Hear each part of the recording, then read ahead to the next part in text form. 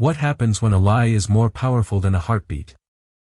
For Isabel Sterling, her husband's name was a shield, a promise of a perfect life carved in gold and whispered in the most exclusive circles of New York City.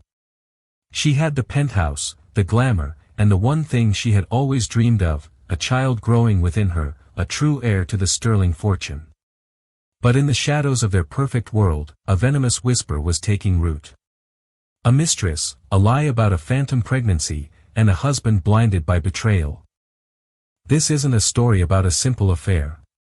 It's the story of how a millionaire, in a single devastating act, chose to believe a calculated deception and threw his genuinely pregnant wife out into the cold, unforgiving night. Prepare yourselves, because the truth is always more shocking than the lie.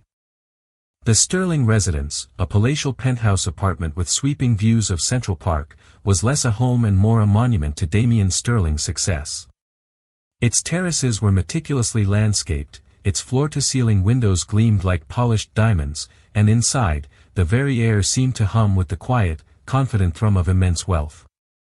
Damien, at 34, was the architect of this empire, the CEO of Sterling Innovations, a tech conglomerate that had disrupted global logistics. He was sharp, decisive, and possessed a charisma that could command a boardroom or charm a celebrity with equal ease. His wife, Isabel, was the penthouse's soul. She was not the product of a corporate merger or a social climbing family. She was a former art historian whose quiet intelligence and gentle grace had captivated Damien 5 years prior. She moved through the cavernous rooms not as a conqueror but as a caretaker, replacing the coldness of marble with the warmth of fresh flowers and the echo of a kind word to the staff. To the outside world, they were the perfect couple, power and grace, ambition and heart. For weeks, Isabel had been holding a secret, a precious, fragile thing she kept wrapped in silent joy. She was pregnant. After 2 years of quiet hope and hushed disappointments, the confirmation from her doctor felt like the sun breaking through a perpetual fog. She planned to tell Damien on their anniversary, to present him with a tiny pair of hand-knitted booties she'd hidden in her wardrobe, a tangible promise of the future he claimed he wanted. The first tremor in her perfect world was subtle, a name spoken with a little too much frequency. Chloe Vance. Chloe closed the Hong Kong deal, Damien would announce over dinner, his eyes fixed on his phone. She's a killer. Absolutely ruthless. Chloe reorganized the PR division. The board is thrilled, he'd mention as they dressed for a gala. She thinks 3 steps ahead of everyone. Isabel pictured this Chloe as a sharp-shouldered, severe woman in a power suit. She felt a prickle of professional admiration for her, a woman succeeding in her husband's cutthroat world. She never imagined her as a threat, because in Isabel's world, love and loyalty were the bedrock upon which everything else was built. The first time she met Chloe was at a company charity gala held at the Metropolitan Museum of Art.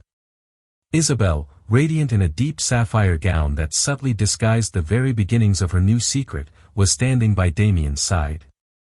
He was mid-flow, describing a new AI venture to a cluster of investors when a woman glided up to them. She wasn't severe at all.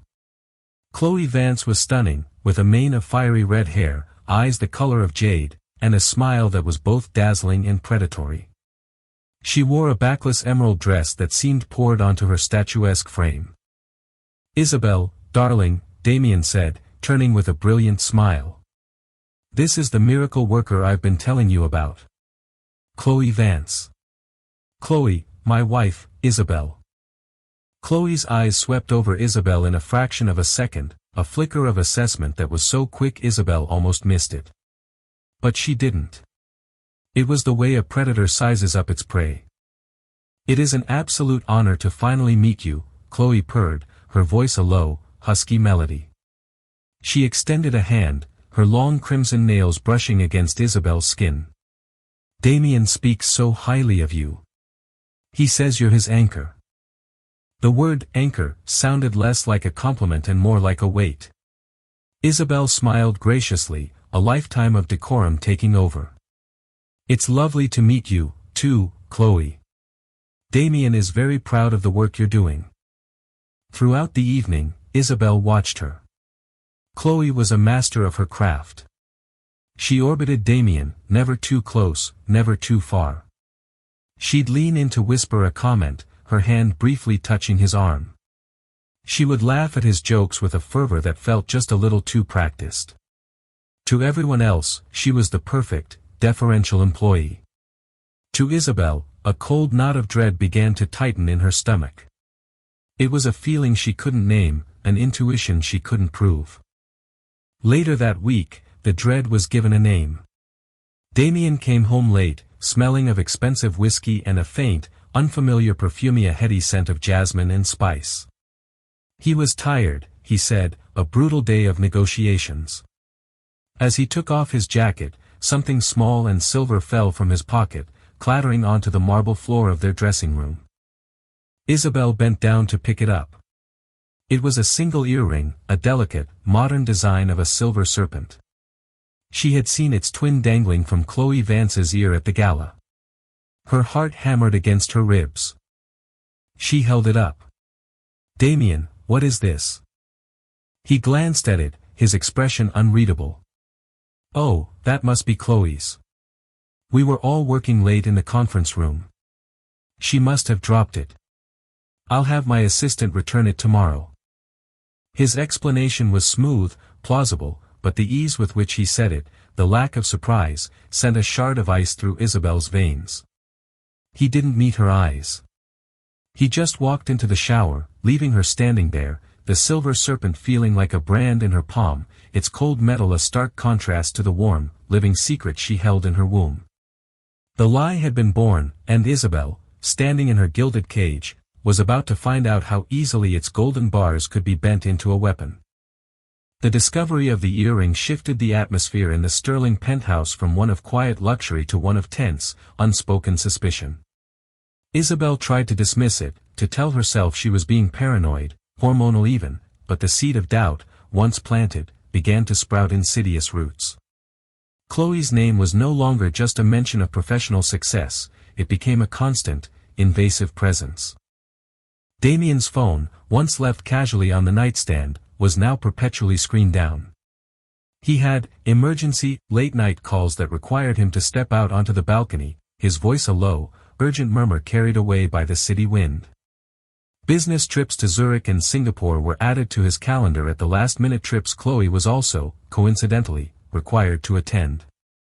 Chloe, for her part, began a campaign of subtle psychological warfare. One afternoon, a bouquet of exotic, blood-red orchids arrived at the apartment. The card, in a flamboyant script, read, "To the Sterling home, a little something to brighten the place up. We all work so hard to keep it running. CV." It was a power play disguised as a gift, a declaration that she, too, was a pillar of Damien's world.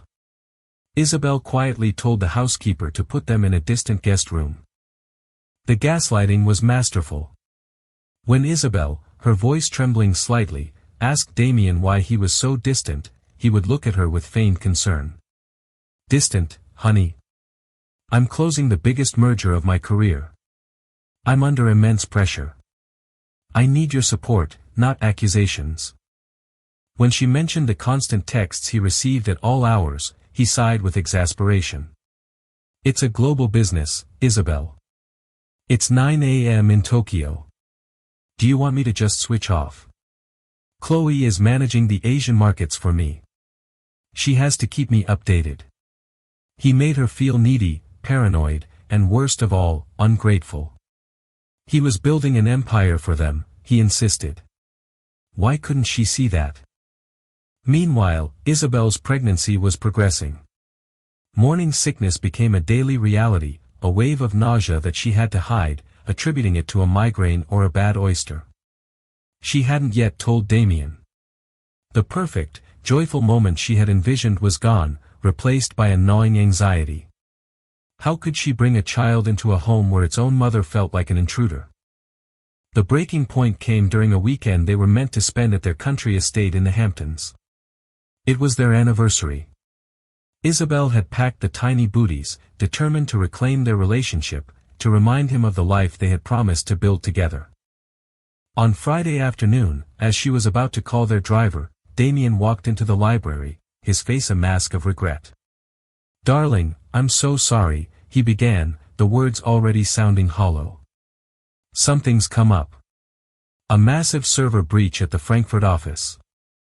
It's all hands on deck. I have to fly out tonight." Isabel's heart sank. "Tonight? Damien, it's our anniversary weekend." "I know, and I feel terrible. Believe me, I'd rather be with you." He walked over and kissed her forehead, a gesture that felt more like a formality than an act of affection. "Chloe is already at the airport sorting out the logistics with the German team. I have to go." The casual mention of her name was like a slap. "Of course, Chloe is there." Damien's eyes hardened. "What is that supposed to mean?" "She's my senior VP. Her job is to handle crises." "Are we really going to do this again, Isabel? Right now?" Defeated, she just shook her head. "No. Go. Save your company." He left. The apartment fell silent, vast, and empty. That evening, Isabel sat alone in their cavernous dining room, the chef's celebratory meal untouched. She scrolled through her phone, a masochistic impulse guiding her fingers to a popular high society Instagram blog. And there it was. A spotted post, a grainy photo taken within the last hour from inside an exclusive private terminal at the airport. It showed two figures boarding a private jet, Damien, his arm casually draped around the shoulders of a woman with unmistakable fiery red hair. They were laughing. The caption read, "Tech mogul Damien Sterling and a mystery redhead off for a romantic getaway. Looks like business is booming." The phone slipped from her numb fingers and clattered onto the table. There was no server breach in Frankfurt. The only thing in crisis was her marriage. The Hamptons, their anniversary, their future. It was all a lie to facilitate a weekend away with his mistress. A wave of nausea more violent than any morning sickness washed over her, but this time it was followed by a cold, hard clarity. The intuition she tried to suppress, the whispers she tried to ignore, it was all real. She was not paranoid. She was being played for a fool. She walked upstairs, her steps heavy with a grief so profound it felt like a physical weight. She opened her wardrobe and took out the small, beautifully wrapped box. She untied the silk ribbon and lifted the lid. The tiny cream-colored booties lay nestled in tissue paper, a symbol of a future that now felt like a cruel joke. Tears finally streamed down her face, hot and silent. She was alone in a home that no longer felt like a home, pregnant with the child of a man who was, at that very moment, in the arms of another woman. The serpent's whisper had become a roar, and it had devoured her world whole. Damien returned from his crisis in Frankfurt, looking refreshed and triumphant. He presented Isabel with an expensive diamond bracelet, a guilt offering. She accepted it with a quiet, hollow, "Thank you." She said nothing of the photo. Confronting him felt futile. She was gathering her thoughts, trying to figure out what to do, not just for herself, but for the tiny life she was carrying.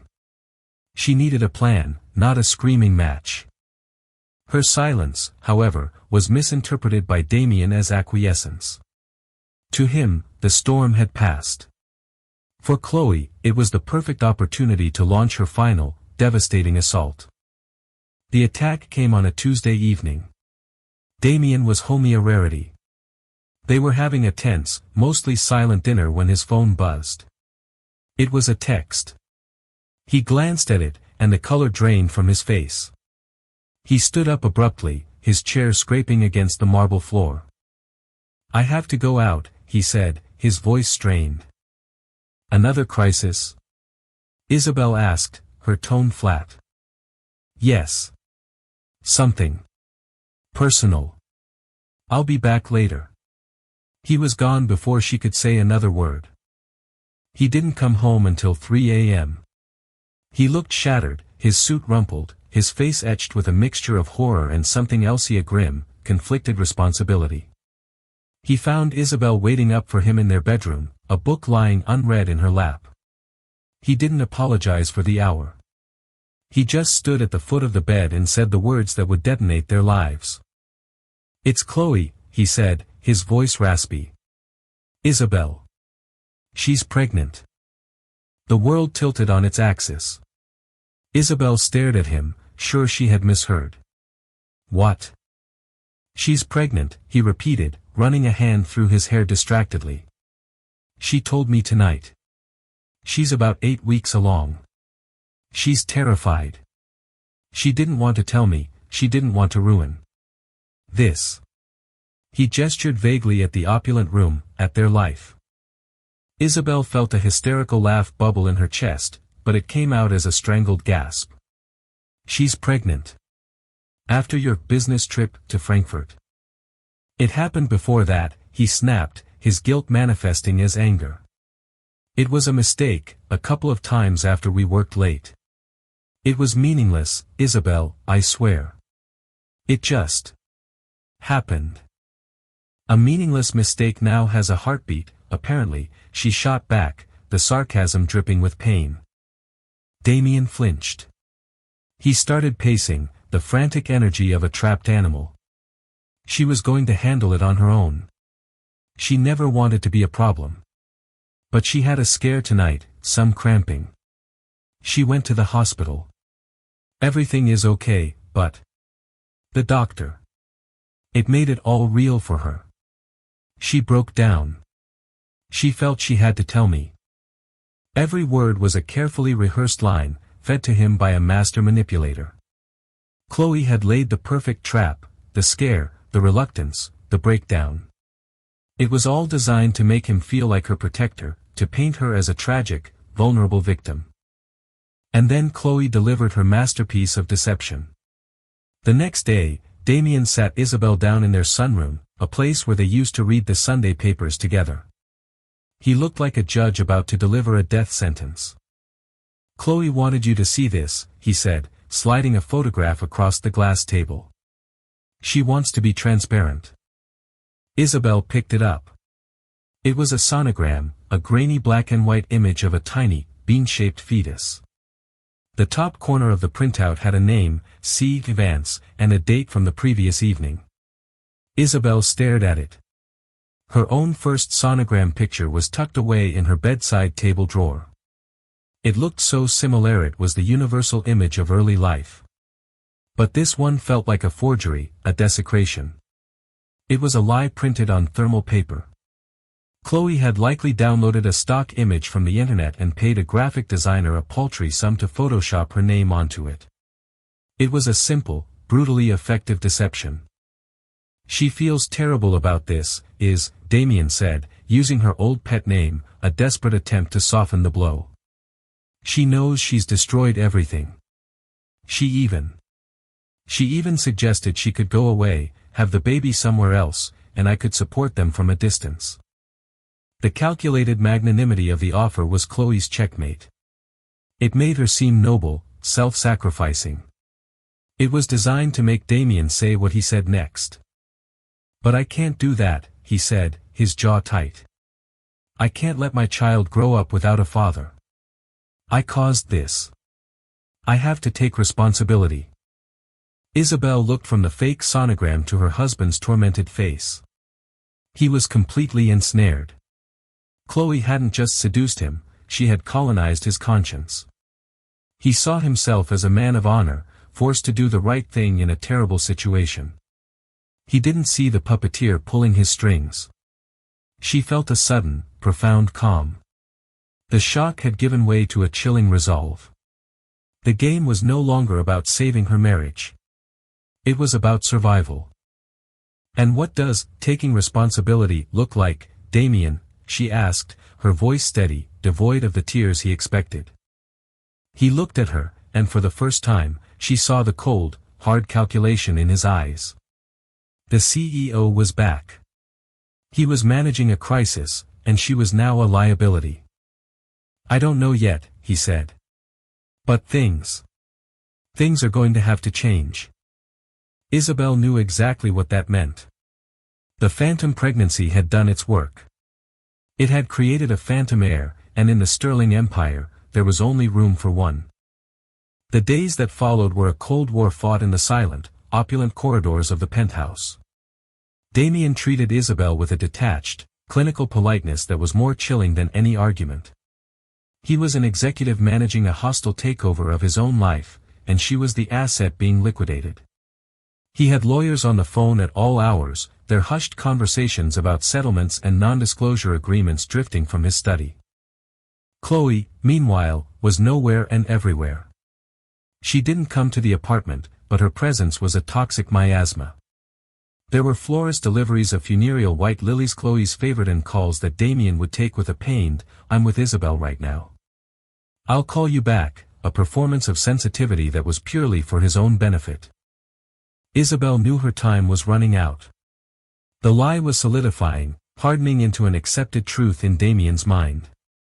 Her own truth, her own secret, felt fragile and powerless against it. She had to tell him. It was her last, desperate card to play. She chose a Thursday night. A storm was brewing over the city, the sky a bruised purple.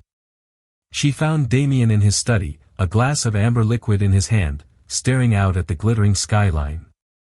"Damien, we need to talk," she said, her voice stronger than she felt. "Not with lawyers, not about settlements. About us." He turned, his face weary. "Isabel, there's nothing left to say. My lawyers will be in touch with yours. I will be generous. You will be comfortable for the rest of your life."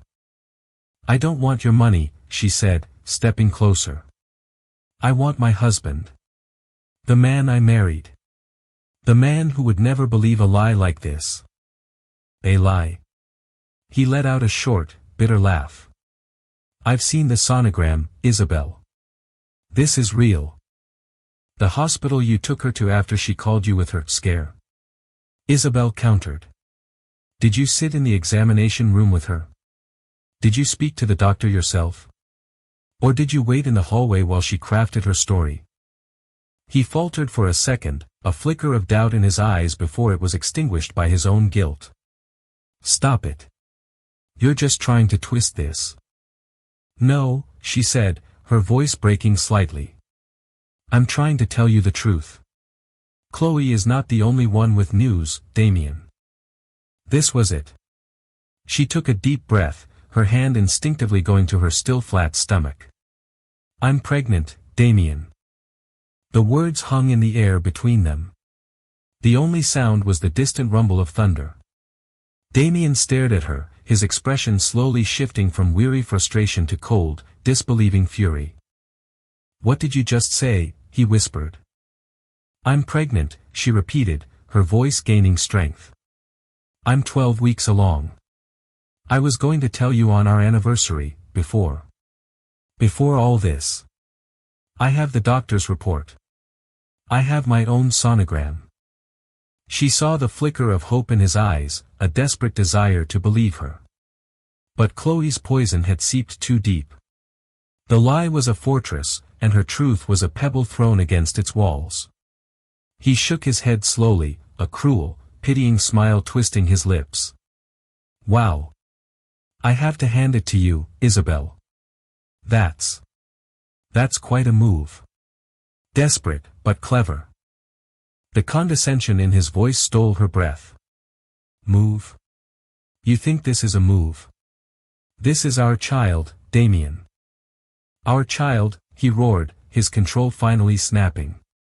He slammed his glass down on the desk, whiskey sloshing over the polished wood.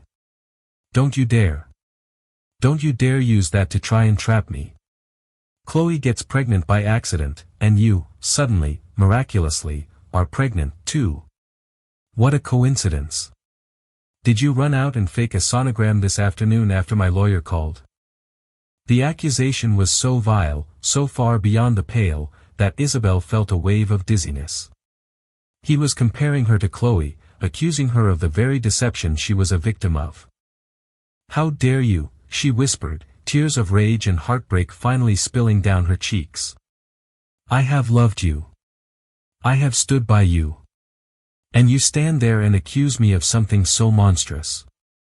I'm accusing you of being a liar, he shouted, his face contorted.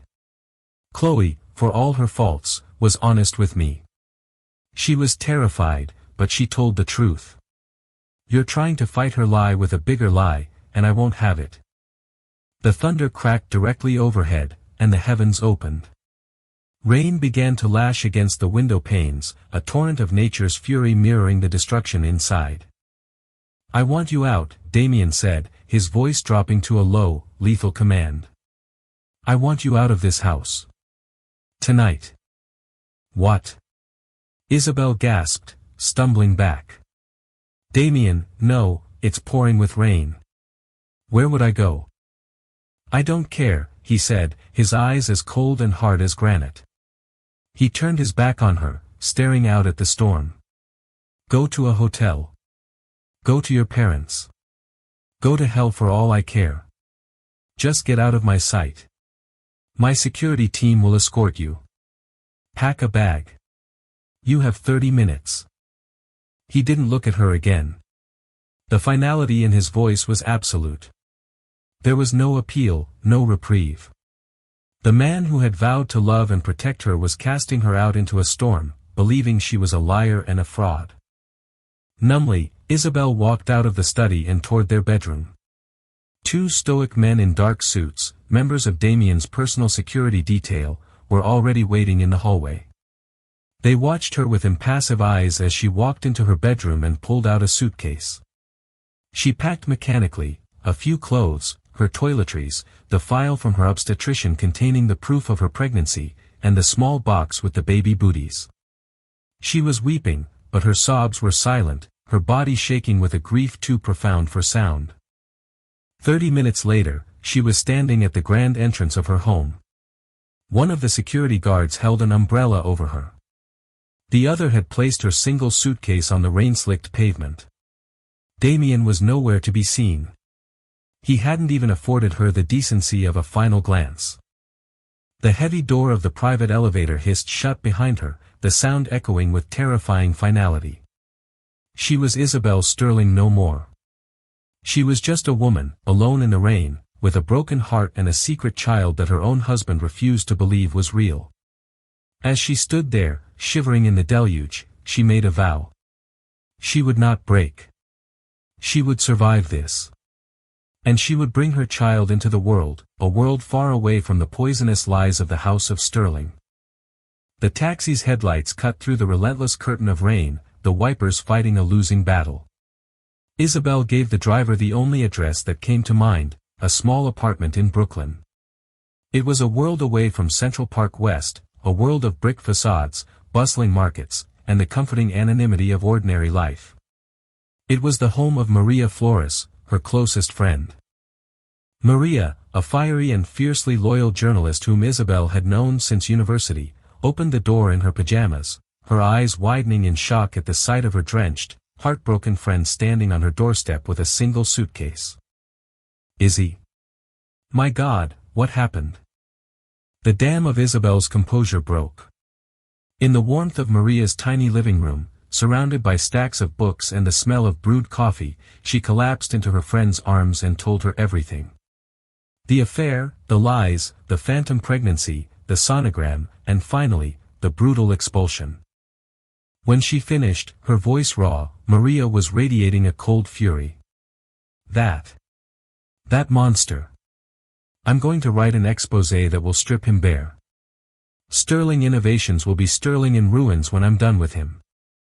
No, Isabel whispered, wiping her eyes. Not yet.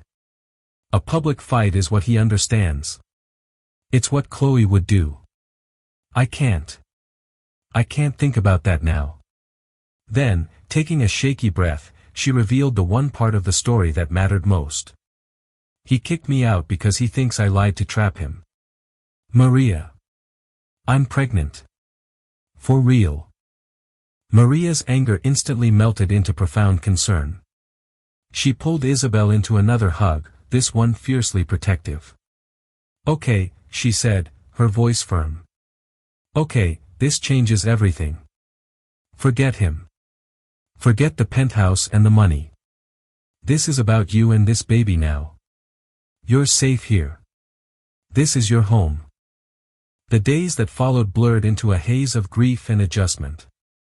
The opulence of her former life was stripped away, replaced by the humble reality of Maria's apartment.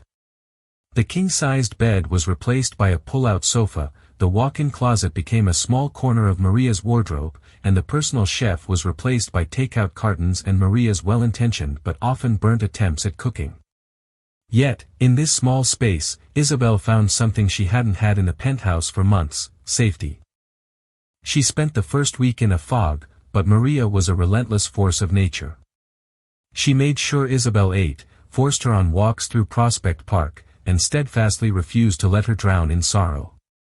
One morning, Maria came home from a meeting and threw a file onto the coffee table. "Right. First things first, we need to secure you. I called in a favor with a friend who works in family law. She's the best. We need to document everything: your pregnancy, his assets, Chloe's ridiculously transparent lies. We fight him with facts, Izzy, not with tears." The lawyer, a sharp, empathetic woman named Anna, met with Isabel the next day. For the first time, Isabel laid out her proof, her doctor's reports, her own sonogram dated weeks before Chloe's supposed revelation, a timeline of Damien's business trips. Anna listened, her expression growing more resolute with every word. "He hasn't just abandoned his pregnant wife," Anna stated, her voice grim. "He has inflicted extreme emotional distress based on a provable fraud. Isabel, when you're ready, we can make him pay for this. But for now, your health and the baby's health are the priority." The process of disentanglement was brutal. Damien's lawyers sent over a settlement offer.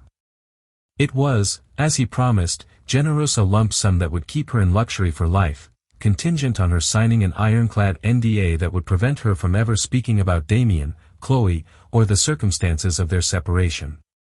It was hush money, designed to erase her from his history. Looking at the document, something inside Isabel hardened. The soft, forgiving woman who had curated art and arranged flowers was being forged into something new in the fires of her betrayal. This wasn't just about her anymore. It was about her child, a child Damien had disowned based on a lie. "I'm not signing it," she told Anna. "Are you sure?" Anna asked gently. "It's a lot of money, Isabel." "Security." "It's not security. It's a gag," Isabel replied, her voice clear and firm. "He doesn't get to buy my silence. He doesn't get to erase his child. Reject the offer. All of it." She began to build a new life, a small and quiet one. She used the last of her personal savings money from before her marriage to pay her way. She found a new obstetrician in her neighborhood, a kind, motherly woman who knew nothing of the sterling name and simply called her Isabel. Hearing her own name, unburdened by his, felt like a quiet liberation. She and Maria would talk late into the night. Maria, the journalist, was convinced Chloe's lie had a fatal flaw. "Pregnancies have a deadline, Izzy. 9 months. What's her plan? A convenient miscarriage in a few months? A premature birth of a doll? The lie is unsustainable. We just have to wait for it to collapse." As her own belly began to show, a small, definite curve replacing the flat stomach of her past, Isabel's resolve solidified into steel. Every flutter she felt inside her was a reminder of her truth. Damien could have his empire, his mistress, and his lie. She had something infinitely more real. One afternoon, while walking by a small park, she saw a father pushing his daughter on a swing. The girl's laughter echoed in the crisp autumn air. A pang of sorrow hit her, a vision of the family she was supposed to have. But then she placed a hand on her stomach. The sorrow was quickly replaced by a fierce, primal protectiveness. She would be that father and that mother. She would be enough. The world had taken her husband, her home, and her name. It could not take her strength. It could not take her child. While Isabel was building a new life from the ashes of her old one, Chloe Vance was living a fantasy.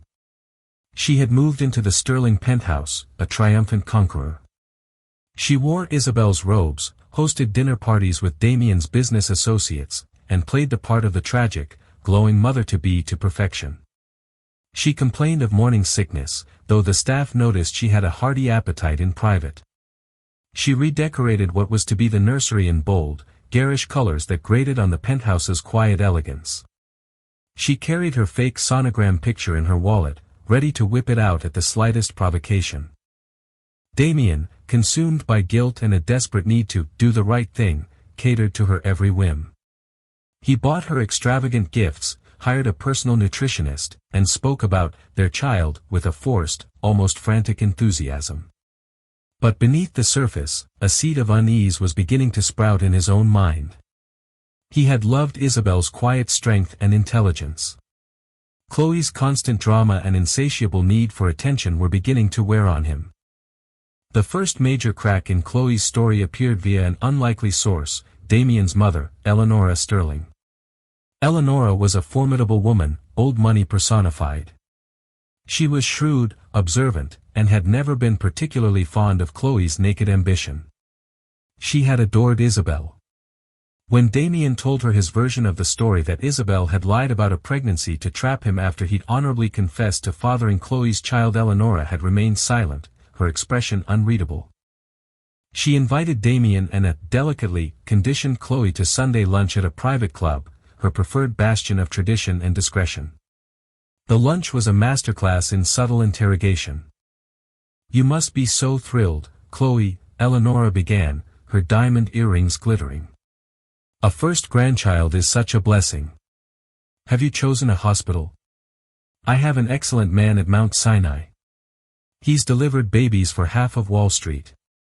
Chloe, momentarily flustered, replied, "Oh, we have someone, a wonderful doctor. Very private." "Of course," Eleonora said smoothly. "And the morning sickness, you poor dear.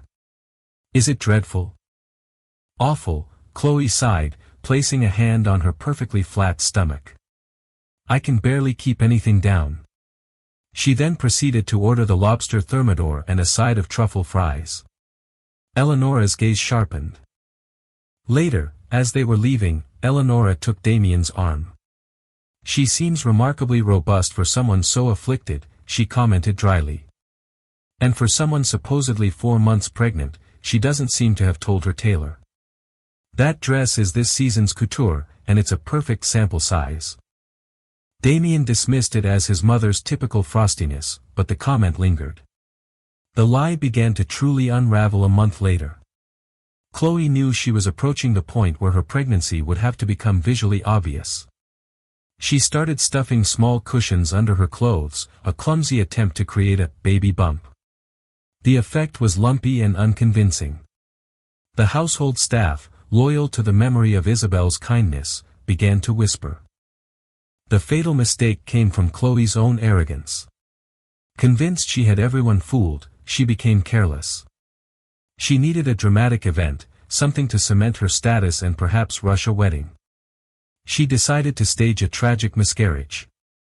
One evening, she called Damien in a panic. "The cramping is back.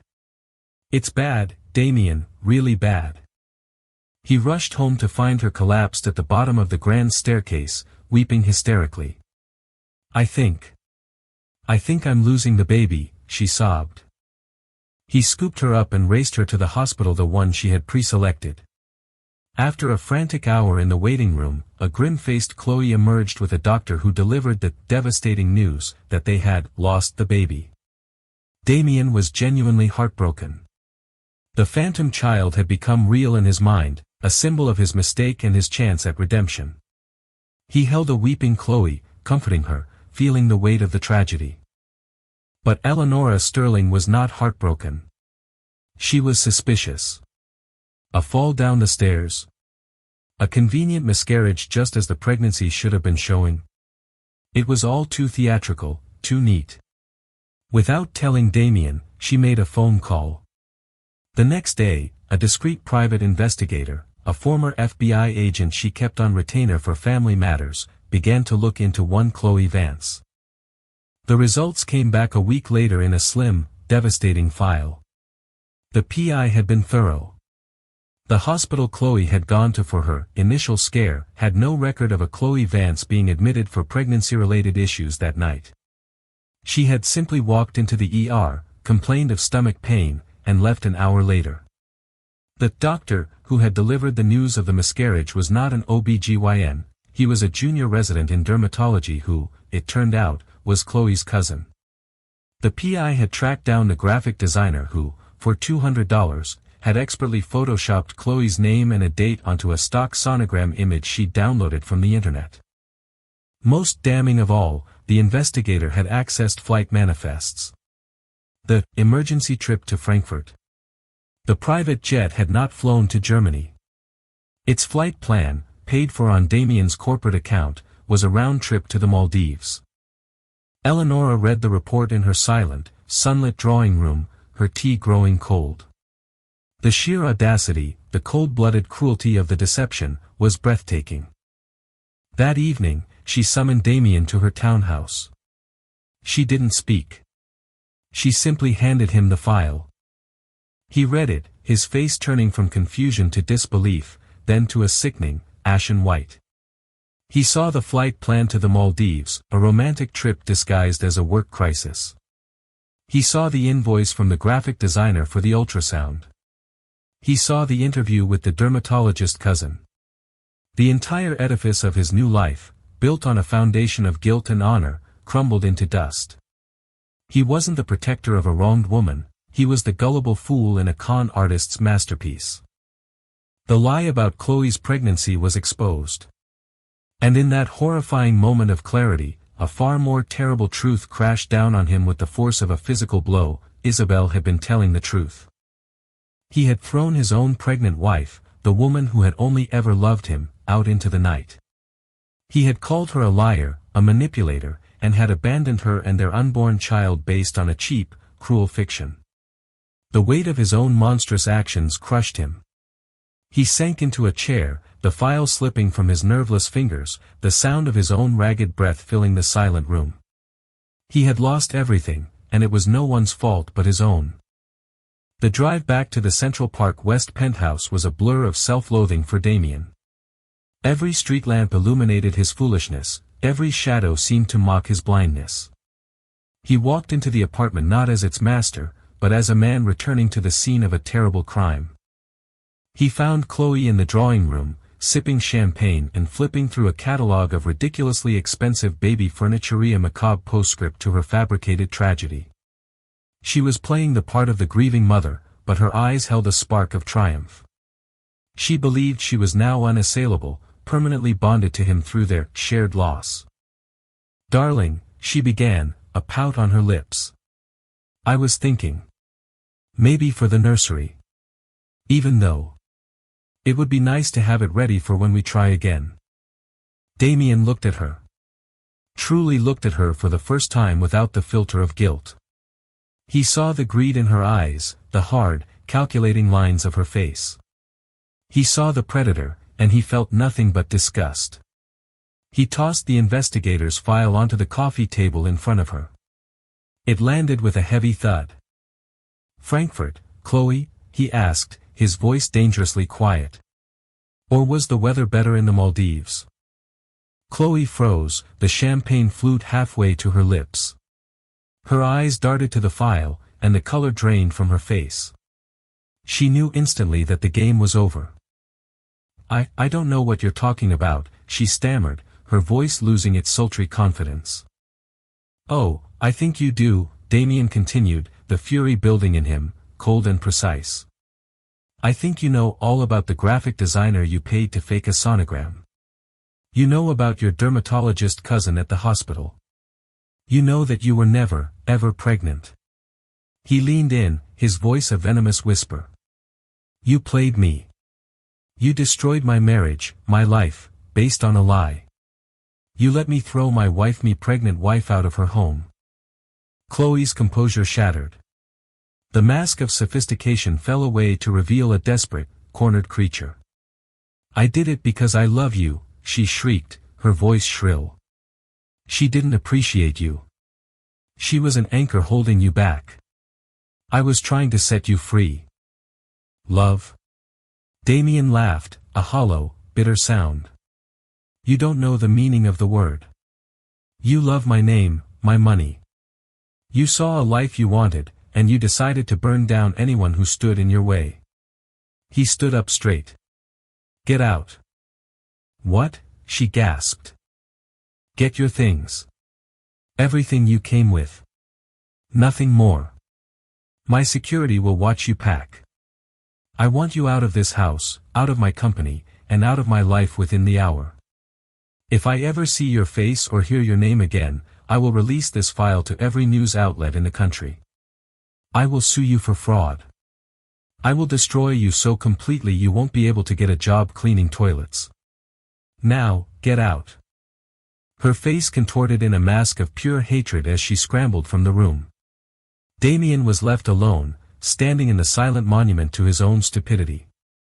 The victory was ashes in his mouth. Getting rid of Chloe was easy. The real reckoning was yet to come. He frantically tried to find Isabel, calling her parents and old friends, but every door was slammed in his face. He was a pariah. He hired his own private investigator with a single, desperate instruction: find Isabel. Weeks turned into a month of torment. He wandered the empty rooms of the penthouse, each one a testament to her absence, haunted by the memory of her face as he'd accused her of lying. Finally, the investigator called.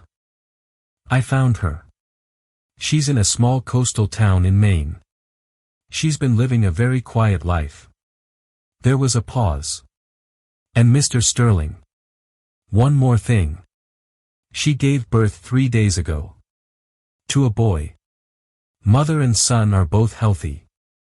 Damien sank to the floor, the phone clattering from his hand.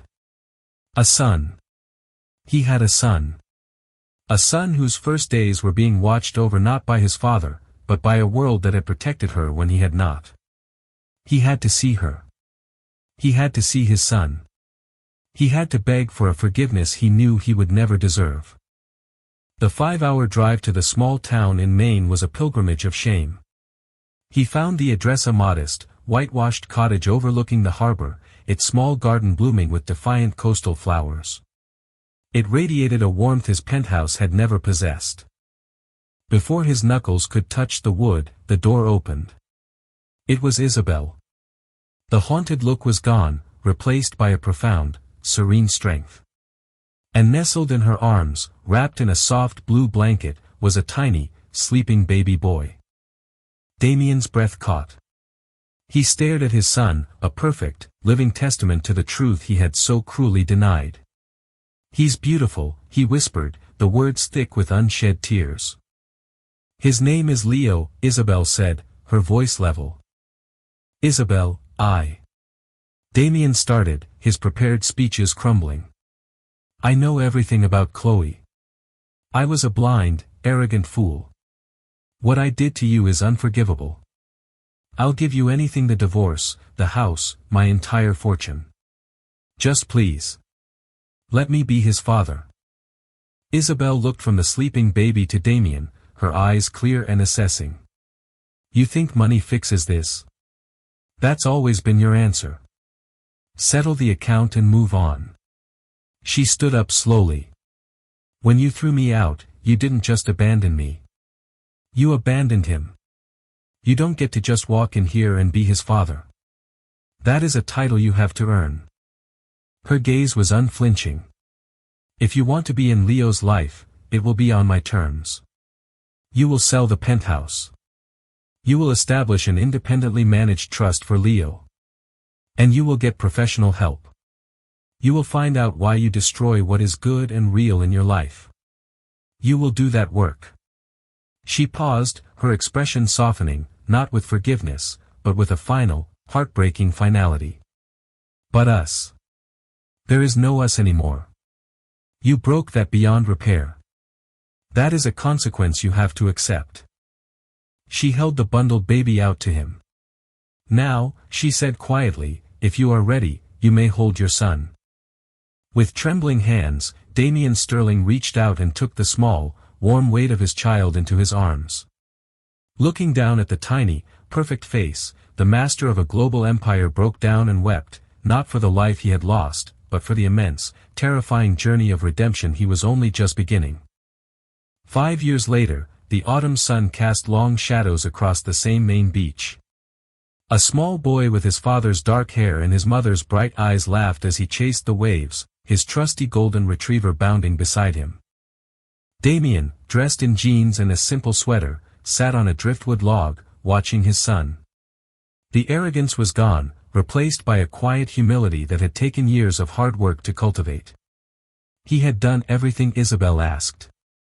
The penthouse was sold, the money from it now funding a foundation for single mothers. The trust for Leo was secure. And the therapy had been the hardest part, facing the man he had been, to become the man he wanted to be. He hadn't won Isabel back with a grand gesture. He had earned her respect, slowly, patiently. He showed up. For birthdays. For scraped knees. For parent-teacher conferences. He became a father, in action, not just in name. Isabel walked up behind him, carrying 2 mugs of hot cider. She handed one to him, their fingers brushing. It was a comfortable touch, one born of years of shared parenting and a slowly rebuilt friendship. "He looks happy," Damien said, his voice full of a quiet wonder that never left him when he watched his son. "We're happy," Isabel corrected him gently, a soft smile on her face. She had her own art gallery in town now. Her life was full, peaceful, and entirely her own. They sat in comfortable silence, watching Leo. The chasm between them had not vanished, but they had built a bridge across it, a bridge made of consistency, respect, and a shared love for their son. "Isabel," Damien said, turning to her.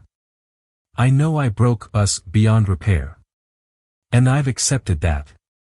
But I was wondering if maybe we could start building something new."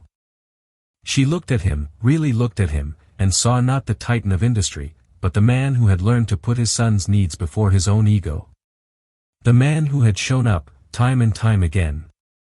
"Maybe," she said, her smile reaching her eyes. "Something small. Something real." It wasn't a fairy tale ending. It was something better. It was a real beginning, earned in the harshest of winters and finally blooming in the gentle autumn sun. The story of Damien and Isabel is a powerful reminder that the most valuable things in life, love, trust, and family, are also the most fragile. It shows us the devastating consequences of choosing arrogance over intuition, but also the incredible resilience of a woman who found her own strength when the world tried to take everything from her. What did you think of Damien's path to redemption? Do you believe trust, once shattered so completely, can ever truly be restored? If this story moved you and made you think, please give this video a like and share it with someone who appreciates a story of consequence and resilience. Don't forget to subscribe to our channel and hit that notification bell for more dramatic stories that explore the depths of human nature. Let us know in the comments, do you think Isabel made the right choice? We can't wait to hear from you.